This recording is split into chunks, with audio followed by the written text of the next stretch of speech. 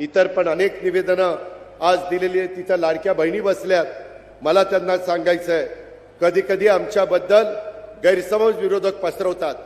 लाडकी बहीण आम्ही दर महिन्याला तुम्हाला 1,500 रुपये देतो.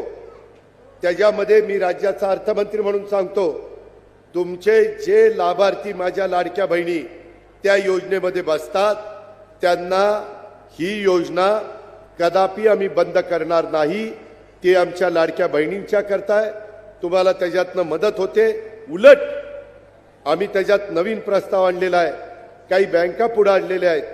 नांदेड जिल्हा बँकेशी पण मी बोलीन. काही जिल्हा मध्यवर्ती सहकारी बँका चांगल्या आहेत. तिथं आमचे दर महिन्याला 1,500 रुपये त्या भगिनीला जातात.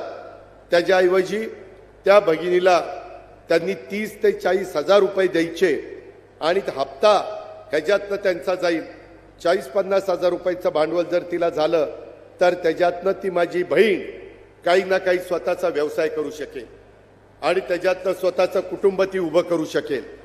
हे होऊ शकतं. महाराष्ट्रात काही बहिणींनी केलंय.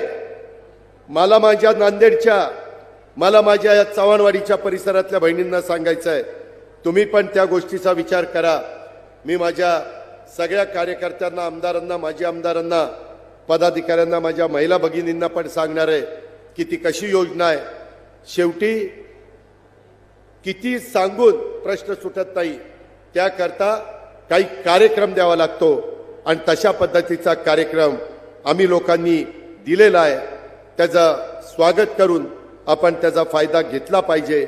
अशा प्रकारची माझी आपल्याला सगळ्यांना विनंती आहे.